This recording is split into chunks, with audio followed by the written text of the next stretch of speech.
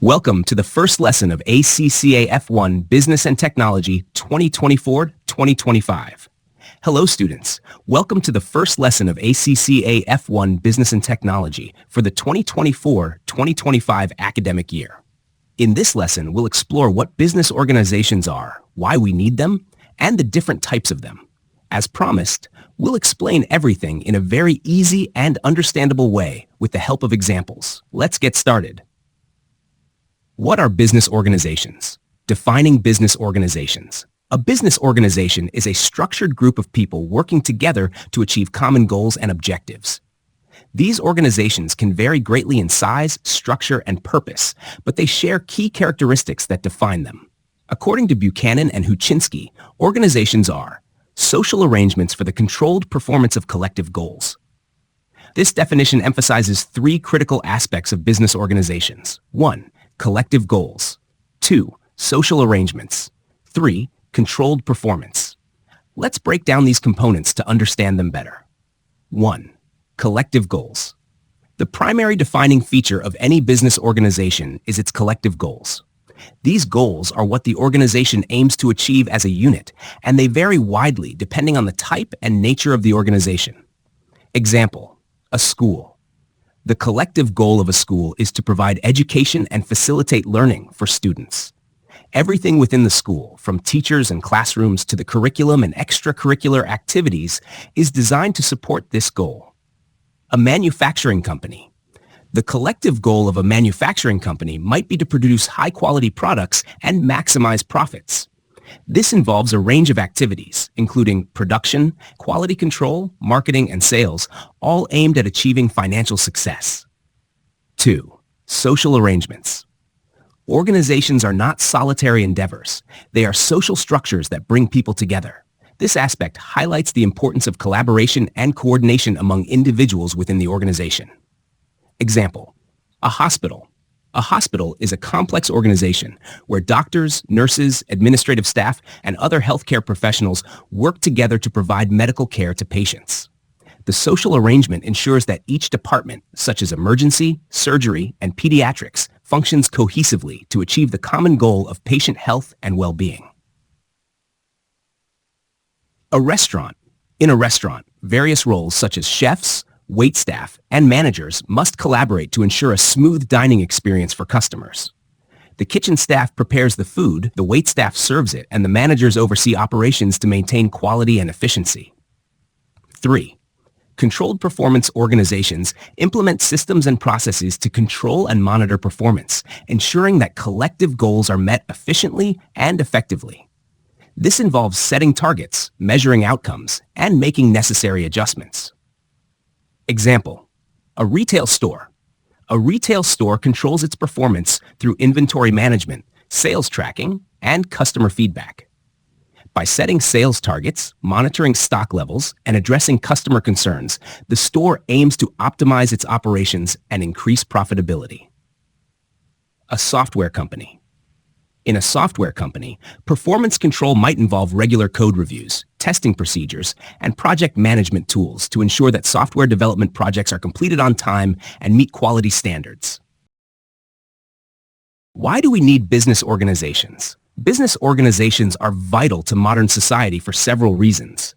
1. Sharing skills and knowledge. 2. Specialization. 3. Pooling resources. Let's dive into each of these aspects with engaging examples to illustrate their importance.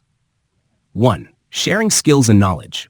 Think of a business organization as a place where diverse talents and expertise come together to achieve something great.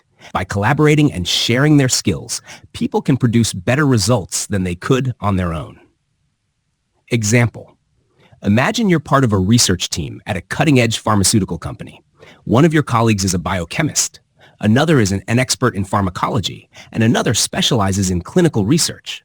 By working together, you can develop new medications faster and more effectively than any one person could alone. Each team member brings unique knowledge and skills, making the collective effort much stronger. Or consider a movie production team. You have directors, actors, scriptwriters, cameramen, and editors. Each person plays a crucial role in creating a successful film. The director guides the vision, Actors bring characters to life, and editors ensure the final product is seamless. Without this collaboration, a movie wouldn't be nearly as impactful. 2. Specialization organizations allow individuals to focus on what they do best. This specialization leads to greater efficiency and higher quality in the work performed. Example: think about a car manufacturing plant. One team is responsible for assembling the engine, another focuses on the bodywork, and another handles the painting. Each team specializes in their area, ensuring that every part of the car is built to the highest standard. This specialization not only speeds up production, but also enhances the quality of the final product. In a hospital, doctors specialize in various fields such as cardiology, neurology, and pediatrics. Nurses, therapists, and technicians also have their specific roles. By specializing, each professional can provide the best possible care to patients, contributing to the overall effectiveness of the hospital. 3. Pooling resources.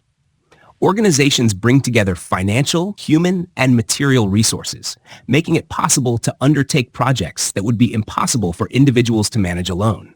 Example: consider a tech startup developing a new app.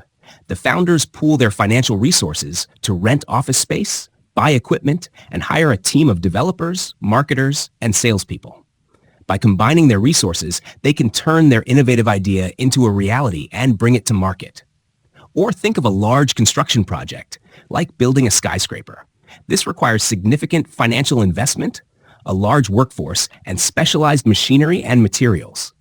A construction company pools all these resources, coordinating the efforts of architects, engineers, construction workers, and suppliers to complete the project. Types of business organizations. Now that we've explored why business organizations are essential, let's delve into the various types of business organizations. Each type has its unique structure, benefits, and challenges. Understanding these will help you grasp how businesses operate and why they choose specific organizational forms. We'll cover 1. Sole proprietorship. 2. Partnership. 3. Corporation. 4. Limited liability company, LLC. 5. Nonprofit organization. 1. Sole proprietorship. A sole proprietorship is the simplest and most common form of business organization. It is owned and operated by one person, making it easy to set up and manage. However, the owner is personally liable for all the business's debts and obligations. Example: imagine you open a small bakery called Anna's Treats. You manage the operations, bake the goods, and serve customers. As a sole proprietor, you enjoy full control over the business and receive all the profits. However, you also bear all the risks and responsibilities, including financial liabilities. If the bakery faces any debts or legal issues, you are personally responsible for resolving them. Engaging scenario. Picture Anna, who loves baking. She dreams of sharing her delicious cupcakes with the world, so she starts Anna's Treats. Every morning, she wakes up early to bake fresh pastries, interact with customers, and manage her accounts. The satisfaction of running her own business and the joy of seeing customers enjoy her treats make all her hard work worthwhile. 2. Partnership. A partnership involves 2 or more people who share ownership of a business. Partners contribute resources, share profits, and jointly make decisions. There are different types of partnerships, such as general partnerships and limited partnerships. Example: let's say you and your friend, John, decide to start a law firm together. Smith and John Attorneys. You both bring different strengths to the table. You're great at litigation, while John excels in contract law. By partnering, you can offer a wider range of services and share the business's profits and risks. Engaging scenario. Imagine you and John brainstorming over coffee, excited about your new venture. You split the initial investment and set up a small office. You handle court cases, and John manages contract negotiations. Over time, your complementary skills attract a diverse clientele, and your firm grows steadily. The partnership allows you to support each other and celebrate shared successes. 3. Corporation. A corporation is a more complex business structure, legally separate from its owners. It can own property, incur liabilities, and enter into contracts. Owners, shareholders, enjoy limited liability, meaning they are not personally responsible for the company's debts. Example: think of a major corporation like Apple Inc. It started as a small business, but grew into a global giant. Apple has thousands of shareholders who invest in the company. If Apple faces financial trouble, the shareholders' personal assets are protected. They only risk losing the money they invested in the company. Imagine Steve and his team at the early stages of Apple, working tirelessly in a garage. As they innovate and develop groundbreaking products, they attract investors and officially incorporate the company. This move allows them to raise significant capital by selling shares, fueling their growth into a tech powerhouse. The corporate structure enables them to take bigger risks and achieve greater success. 4. Limited Liability Company, LLC. An LLC combines the benefits of a corporation and a partnership. Owners, members enjoy limited liability, and the business structure offers flexibility in management and taxation. Example: suppose you and your two friends, Sarah and Mike, start a tech startup called Innovatech LLC. You each invest in the business and share ownership. The LLC structure protects your personal assets from business liabilities while allowing you to manage the company flexibly and choose how to be taxed. Picture the three of you brainstorming innovative tech solutions in a shared workspace. You decide to form an LLC to protect your personal assets while benefiting from operational flexibility. This structure allows you to focus on developing cutting-edge technology without worrying about personal financial risks. As your startup grows, you appreciate the balance of protection and flexibility that the LLC offers. 5. Nonprofit organization. A nonprofit organization operates to fulfill a charitable, educational, or social mission rather than to make a profit. These organizations enjoy tax-exempt status but must adhere to specific regulations. Example: consider an organization like the Red Cross. It operates globally to provide humanitarian aid and disaster relief. The Red Cross raises funds through donations and grants, and any surplus funds are reinvested into their mission rather than distributed as profits. Imagine working for the Red Cross, coordinating relief efforts after a natural disaster. Your team mobilizes resources, volunteers, and donations to provide immediate assistance to affected communities. The nonprofit status allows you to focus on your mission of helping others, knowing that all funds raised will support your cause. The sense of purpose and impact keeps you motivated and dedicated to making a difference. Conclusion: understanding the different types of business organizations helps you see how businesses choose structures that align with their goals, resources, and risks. Each type, sole proprietorship, partnership, corporation, LLC, and nonprofit, offers distinct advantages and challenges. By exploring these examples and scenarios, you can appreciate how business organizations function and thrive in the real world. In the next part of our lecture, we'll delve deeper into the intricacies of each type, examining their legal requirements, operational frameworks, and real-world applications. Stay tuned and be prepared to dive further into the fascinating world of business organizations.